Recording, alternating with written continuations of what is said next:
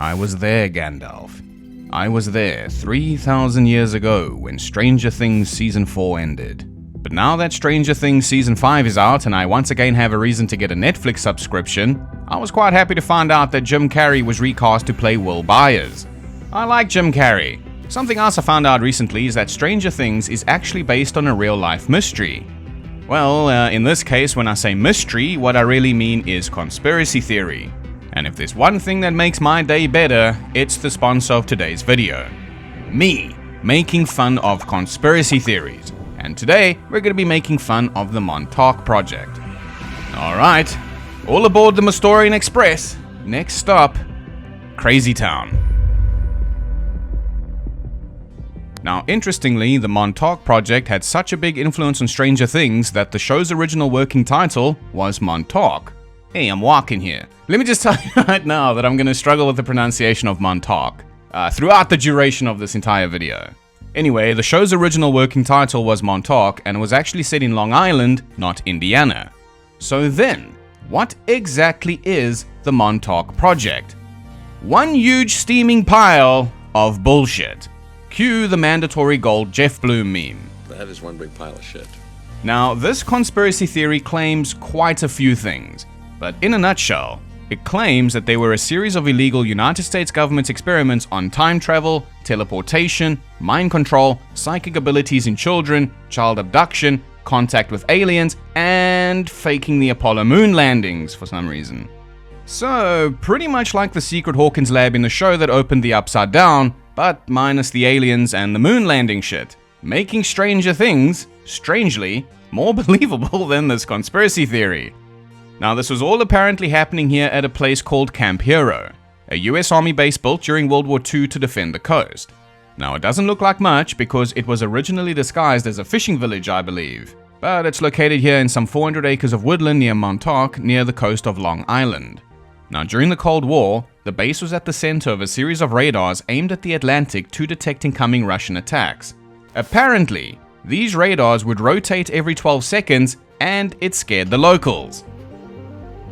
Real scary stuff. Then Camp Hero just suddenly closed in 1981, and now people weren't just scared, they were horrified, because places don't just close. There must be some really weird government shit happening there. They must be experimenting on time travel and abducting children, said some guy who was probably wearing a fucking pot on his head, I'm sure. Ah, you think I'm joking about pothead? Well, just stick around then, because I'm gonna show you some really crazy shit today. Yeah, we're starting off this one with the really dark shit. Now, over the years, a handful of weirdos have come forward revealing that they were abducted as children and taken to Camp Hero to be experimented on. They were apparently subjected to violent beatings and were forced to take drugs. These children were known as the Montauk Boys. Sorry ladies, I don't know why they were so super exclusionary about using you as test subjects, but I guess 11 did escape the facility, so maybe the government was scared of girl power or something. Either way, as you can see again, this is pretty much like the secret Hawkins lab in the show, abducting children like little Millie, Billy, Bobby Brown and experimenting on them. Now, it's claimed that the reason the children were abducted was so that the government could test them for psychic abilities and mind control. And before I get shit in the comments section, I do realize that the CIA did actually conduct mind control experiments from the 1950s through to the 1970s, which I'll talk about later. However, in this Montauk story, hey, I'm talking here, we first got to prove that any of the kids that went missing in the area were abducted by the government, and then we got to prove that they were actually experimented on, which is impossible. But I did look for missing children posters from Montauk, and this is the only missing persons poster I found. Now, that's not to say that there weren't other children that went missing, I'm sure there were, but this is all I could find. Now, this one comes from a place called Oakdale, which is about 70 miles away, and is showing Cynthia Dawn Constantine. Probably not one of the Montauk Boys for the obvious reason that the Montauk Project is not real. But her disappearance was real. And was real fucking weird, and perhaps worth a video in the future. But in short, Cynthia was last seen in Oakdale, New York on July 11th, 1969. She went to take a dog for a walk along the railroad tracks of the Montauk branch train of the Long Island Railroad. Just a few minutes later though, her dog returned home without her, with its collar and its leash still on. Cynthia was never seen or heard from since. But the fucking weirdos who claimed that they were abducted by the government and spread this Montauk conspiracy shit came back just fine after being beaten, drugged, and experimented on. Well, they didn't come back fine. I mean, most of them are a few sandwiches short of a picnic, but they seem to be in normal health. If they weren't in normal health, I'm sure doctors could test them and say, well, goddamn, Billy Bob, it seems that you have some psychic powers. So why is that? Probably because they were never abducted at all. However, if you take a look at the first time someone ever claimed to have been abducted and experimented on, it came from a guy named Preston Nichols. Now Preston, oh my god, Preston claimed to be a scientist with a shitload of different degrees. He was a parapsychologist, a normal psychologist, and an electrical engineer. So he must have been pretty fucking smart. So smart, in fact, that he also somehow recovered repressed memories, despite the fact that the government were wiping these children's memories. So it seems that the government's neuralizers were no match for Preston's brain. But most notably, Preston claimed that he was periodically abducted and taken to Camp Hero to participate in the Montauk Project against his will. The thing about all of this, though, is that he didn't just come out and say it, like a person who wants to expose the truth and make the world better for it. No, he did what everybody else does who has an incredible story to tell.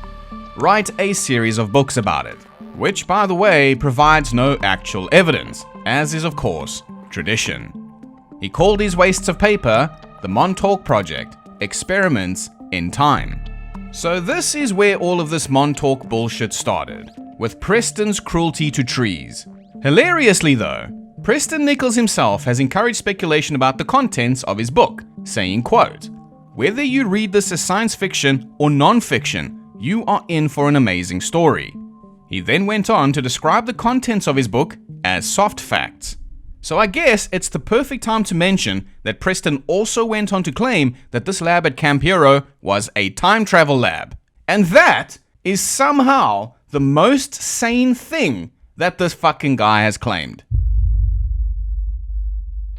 Maybe early July, late July, early August of 1983, that what was being done out at Montauk was not for the best. Why? Because the technologies were so advanced that none of the interim... This group was monkeying around with time. They could go back and change the life of Christ if they wanted. Well, at least he called the contents of the story soft facts, I guess. So did the US government believe that children were the key to cracking time travel? I don't know, I feel like that's what this guy is suggesting. And sure, why not? Little Millie Billy Bobby Brown over there playing in the corner with Barbies and chewing on wax crayons is going to come up with the equation for time travel. I'll be honest, I got nothing to say about time travel.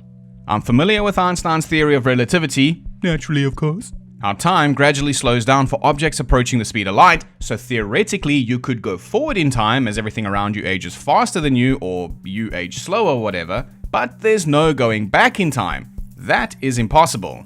But if you believe time travel exists or the Montauk people figured it out, then I have some great news for you.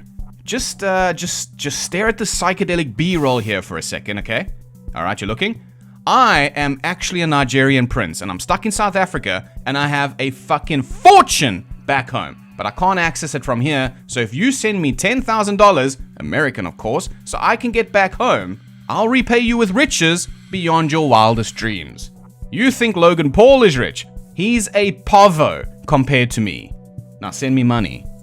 Did it work? Are you mind controlled now? No? Damn. If only I had some of that government LSD to go with this B-roll so I could control your mind. Maybe at the very least it will control you enough to hit the like button. Now I actually had to come back and rewrite this part of the script because I originally said, honestly, this is the only thing to come out of this conspiracy theory that's not completely fucking ridiculous. But holy mother of God, was I wrong? Now some people have been pretty obsessed with Camp Hero since Preston's stupid book came out, and they are convinced that something strange is hidden deep underneath the base.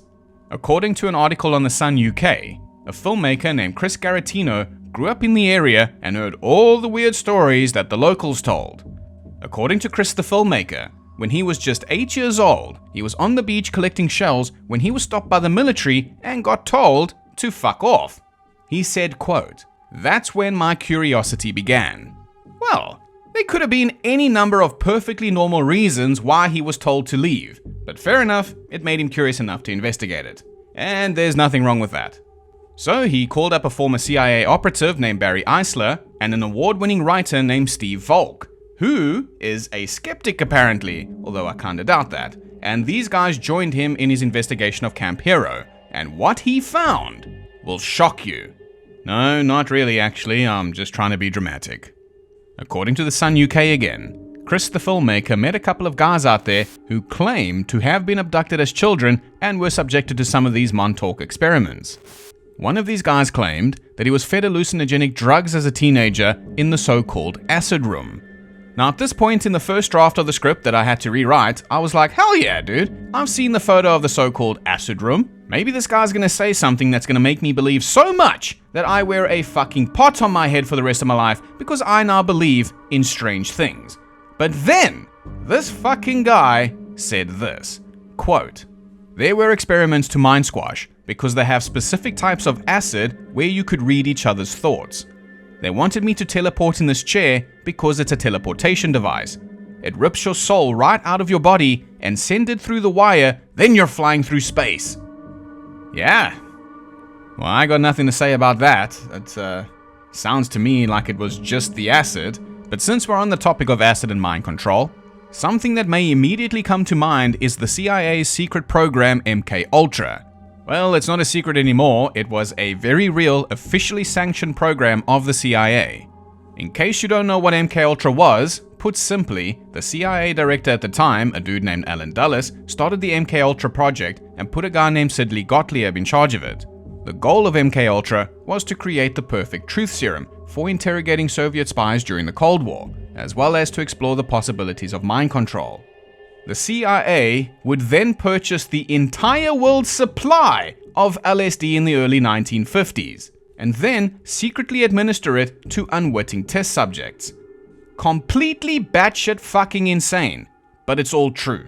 And we know it's true because in 1973, President Richard Nixon removed the CIA director Alan Dulles, and Sidney Gottlieb was like, oh shit, my days are probably numbered too. So he drove to the CIA Record Center and ordered all of the archives on MKUltra to be destroyed. But somebody fucked that simple instruction up because not all of the records were destroyed. Some of them were found. Then, in December 1974, journalist Stephen Kinzer released his research in the New York Times proving that the CIA were doing some strange things.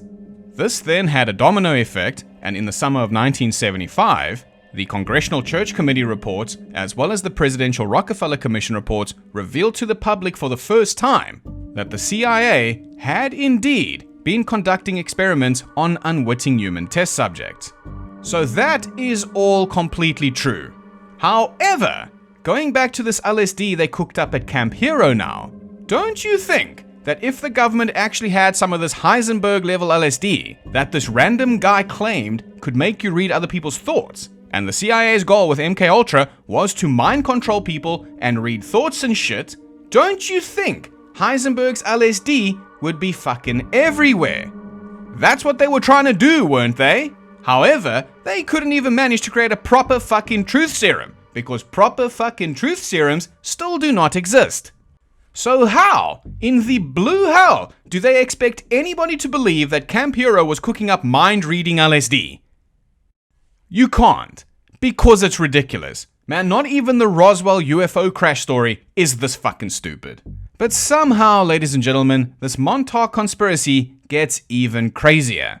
Because somebody named Stuart Swerdlow apparently claimed that in 1970, when he was just 13 years old, he was also regularly abducted for the Montauk Project. He said, quote, "They used derelicts, foster children, and drug addicts, and then ultimately they decided that people with certain genetics, people with certain backgrounds, were more conducive to the more advanced experiments, and that's when I was taken in. Because I am so special." With all of these children, their memories were wiped, their genetics were altered, and they couldn't always remember what happened. It would be in the form of nightmares or flashbacks, end quote. Now, at this point in the original draft of the script, I was like, okay, I'm going to give this guy the benefit of the doubt. maybe the government did figure out a way to induce short-term memory loss. I mean, I was about to get up and go grab a pot from the kitchen. But then, fucking Stuart Swerdlow said this, quote, "But with me, they could not erase my memory. I became an anomaly for them. I witnessed children being beaten, injured, and murdered in horrible ways. I was also the subject of some of these horrible things. It was a continuation of the experiments that the Nazis carried out in the concentration camps. The ultimate goal was for global mind control and program, to have a robotic Borg-type population who does what they want to," end quote. Well, they failed, I guess. Now, apparently there were times where his parents would come into his bedroom, but he wasn't there. But since they had been brainwashed so as not to make a fuss about it, they didn't really do anything about it. Now, how the fuck he knew his parents came into his room when he wasn't there is a complete mystery. And don't give me that shit, oh maybe they asked where he was, and who is that military guy dropping you off at home all the time, because they were apparently brainwashed so as to not make a fuss. I think though, that we did finally find the strange thing. The strange thing is Stuart Swerdlow. He went on to say, quote, "There were times when they came into my room and I wasn't there. There was some sort of dampening field put on the people in the house so they didn't question what they saw. It was all a normal occurrence to them," end quote. And I am a Nigerian prince. Well, Chris the filmmaker certainly did meet a bunch of interesting characters, but none quite as interesting as Pothead. Now, Pothead here is actually one of Preston Nichols' followers. And yeah, many of the locals around here wear fucking pots on their heads to block mind controlling microwaves. Okay, I'm back. Now, what did Pothead have to say about the Montauk Project? It doesn't matter! It doesn't matter, he's wearing a fucking pot on his head. I sincerely doubt that he has anything of value to say. Now, if you thought Pothead was the star attraction of Crazy Town, I gotta let you know something, man. The Mastorian Express has not even left the station yet. Alright, back to Preston Nichols now. Apparently this guy works in some sort of quantum energies lab. And the shit that Preston Nichols told Chris Filmmaker is probably the dumbest thing I have ever heard in my entire life. This guy actually said, and I quote, "In 1968, I have recollections of going somewhere through the teleporter." He then goes on to explain that he was teleported to Montauk and then worked on Camp Hero's semi-automatic ground environment radar tower. He also said that he worked on, quote, "dismantling a huge UFO, and I think it was Montauk. They were taking people and shattering their minds, programming them and putting them back together. They were creating an army of super soldiers, spaceborne. There were about 1 million in reserve." What? What the fuck? So, like Starship Troopers. I'm doing my part. I'm doing my part. I'm doing my part. I didn't do fucking shit! Actually, yes. Preston Nichols added, "I deprogrammed a few of the guys in Long Island. I heard about these guys going on a ship, flying to another planet, and fighting battles." Yeah. Now, if I may, I just want to ask why they were abducting you periodically if they could just teleport you there. Seems a big waste of time to come pick you up, and they also then run the risk of actually getting seen abducting you. But hey, what the fuck do I know? Anyway, what did the CIA guy with Chris the filmmaker think about all of this? That is one big pile of shit. Basically, Barry Eisler said, quote, "There's some way out stuff the CIA do, like MK Ultra I guess, but I've never heard about a dampening field. If there's any truth to any of this, and the government wanted to discredit it, you could not design better than this. There's a guy outside wearing a cook pot on his head. He's having a normal conversation, but he has a cook pot on his head," end quote. Right, well, I've had a good time laughing at all of this, but let's get serious for a second. Is there any proof at all of anything? Well, Chris the filmmaker found something, but unfortunately, I don't really think it's anything worth writing home about. According to a local guy named Brian Minnick, who's been checking this place out and climbing over the fence for 30 years, yep, he's a pretty slow climber, he showed Chris filmmaker and CIA guy some footage he captured of underground chambers beneath Camp Hero. And he also said that he found evidence that many people were still living there way after the official closure date in 1981. What does that prove? I don't really know, but he said, quote, "There are a lot of strange things, and the sum total is compelling. We found records of food being ordered to the camp in the late 80s. $80,000 a month. Huge amounts of food at the base." Amazing! But I guess we'll just have to take your word for it, because I cannot find the video footage you captured or the food order records anywhere. But that's not to say that the records and the footage isn't out there to be found online. Maybe I am just shit at finding things. However, Brian also claimed that he had come across an underground tunnel, at the end of which was a, quote, "heavy door, and it has a heavy wheel like a bank vault." Again, I suppose we'll just have to take his word for it since there is no photo of this. But there is a photo of this, the so-called acid room, with the walls painted in what they refer to as psychedelic colors. Now, Chris Filmmaker's famous writer friend Steve the Skeptic said of this, quote, "That wasn't kids or vandalism, that was painted that way for a reason." And Steve the Skeptic knew this because he'd studied the LSD experiments of the 1960s. Well, the first problem is that we have to prove that this room is actually at Camp Hero, which could be done very easily, by the way, with that video footage that Brian does not want to share. Secondly, I don't really get Grateful Dead vibes from these walls, but I don't know, maybe Heisenberg's LSD hits different and makes some colors invisible, so then it made no sense to waste any of that $80,000 food budget on a psychedelic set of spray paint, which is what this paint obviously is. And thirdly, and this is purely hypothetical now, if Camp Hero was involved in some way or another in the whole MK Ultra LSD experiments on people, the CIA never used acid rooms, as far as I can tell. They apparently typically conducted experiments in specially equipped safe houses, hospitals, and prisons, where the test subjects could be observed, sometimes through two-way mirrors. But the question still remains, what exactly is painting the walls like this supposed to even do? Like, what the fuck are colors gonna do? If you want colors, why didn't they just throw these people into a ball pit and watch them swim their way out? That's colorful. And since they could apparently open up portals and teleport and shit, why didn't they open a portal to Whimsydale and have some unicorns fart rainbows in their eyes? I don't understand what these walls painted like this were supposed to even do. Anyway, this is all a huge steaming pile of gold Jeff Bloom dinosaurus shit and a massive fucking waste of time, so let's just move this thing along. Now, Chris Filmmaker wanted to prove that these underground chambers beneath Camp Hero exist, which could be done very easily, by the way, with that video footage that Brian Minnick does not want to share, but Chris called out some people to try help him prove this. Chris called in some experts with electronic measuring devices, and they say that they found an anomaly in their readings, which suggested a reinforced concrete bunker buried 20 feet underground, about 20 feet to 30 feet in diameter. This to me is honestly not that weird, because it's a fucking military base. It's quite normal for them to have bunkers hidden underground. But Chris felt the discovery of the chamber, not marked on any government blueprint, was significant. He said, quote, "After all these years, we found evidence. We found something under Camp Hero. I think in the next 5 years or so, we're going to find out this actually happened." End quote. Well, he said that back in 2017. But it's a military base. It's not a fucking ice cream stand. Why is anyone surprised if there are rooms and bunkers beneath the ground? Underground bunkers are a standard part of military infrastructure designed for protection, security, and operational continuity during conflicts or major crisis. If Brian Minnick really did go inside there and find this acid room and the big vault door thing, it's quite possible this vault door was big and heavy to secure the bunker, in case of conflict or major crisis. But hey, I'm willing to be wrong.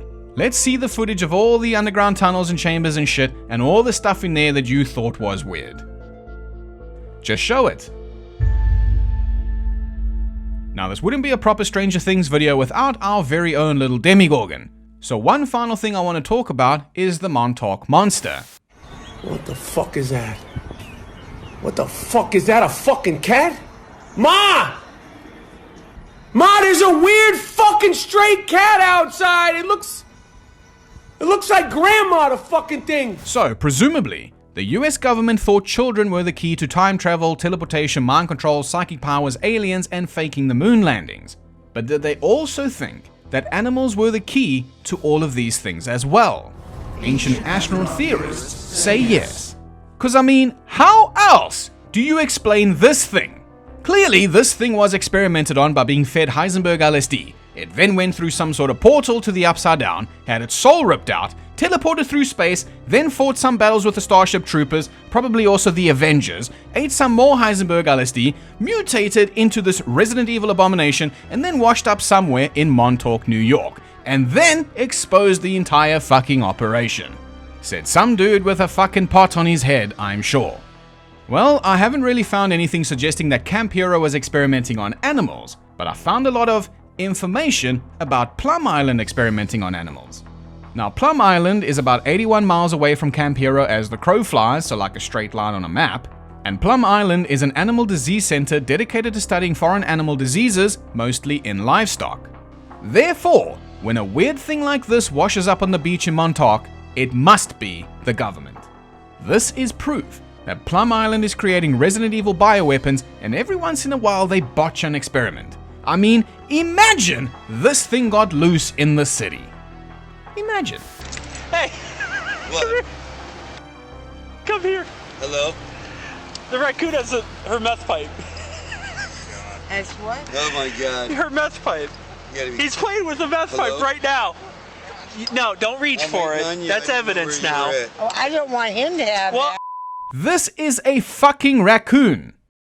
Ask any animal expert and they will tell you the same thing. Well, I can't take any more of this bullshit. Ultimately, Preston Nichols' Montauk series has been categorized as fiction, because the entire account was made up by Preston Nichols. And to some extent, Stuart Swerdlow, who, as Wikipedia puts it, has consistently been shown to contradict his own backstory. And it appears as if Swerdlow just wanted to become famous in the New Age community and establish a reputation for himself. All in all though, I gotta say that I appreciate the fact that Preston Nichols encouraged speculation about this story and called the contents of it soft facts. So we knew from the beginning already that this was all a work of fiction. And without him making all of this up, none of us would have a Netflix subscription right now. I like Netflix because it has Stranger Things, and I like Stranger Things because it has Jim Carrey. Well, that seems that that's all I have to say about that. But before we go, I do want to say congratulations to our channel member Rigor Mortis, who is the first ever Mystorians Custom Emoji Challenge winner. You found the Easter egg in the Alcatraz video, which of course revealed that we will be doing a video on Stranger Things. So Rigor Mortis, when you have a chance, please upload a photo of your pet to the community tab that you want turned into a channel emoji. And please just write custom emoji at the top of the post so I know which photo you want me to use. Now, channel members, there is another cryptic Easter egg in this video as well that will reveal what the next video's topic will be. This one's pretty cryptic, so it's going to be kinda tough, but hey, if you have Google Maps, it should be a walk in the park. Or even a walk across the bridge. Wink wink. The first person to figure it out and comment the answer will win a custom emoji to use in the comment section. Even if you're not 100% sure, just give it a shot. You never know. You miss 100% of the shots that you don't take. Now, if you're wondering, what's the point of a custom channel emoji of my pet anyway? Yeah, fair enough. It is pretty silly, but it's cool, man, and I think it's better than the stupid shit some other channels make custom emojis for. It's personal, it's yours, it'll be on this channel forever, and other channel members can use it as well. Now, something else I want to mention as well is that we just launched a new membership tier. It's set at 99 cents if you want to join in and try to win some of these challenges and have your pet immortalized on this really fucking weird YouTube channel. Oh, and yeah, I also post ad-free versions of all of these videos for our members. And that's about it for today. I just want to thank all of our channel members for the extra support. That support, by the way, goes directly into getting my cat Misty her favorite treats. And check this out, I recently found these treats called Dreamies. It's got chicken inside. And look at how she vacuums these treats up. Gobble, gobble, gobble. And they're surprisingly cheap for treats that a cat likes this fucking much. But again, thank you to all of our channel members and to all of our subscribers as well. Anyways, ladies and gents, feel free to add any thoughts and theories to the comments, like the video, subscribe for more, and I'll see you again soon with another mystery. Thanks for watching. Hey, get the fuck out of here! I don't even know if that's a fucking cat. Blink, motherfucker!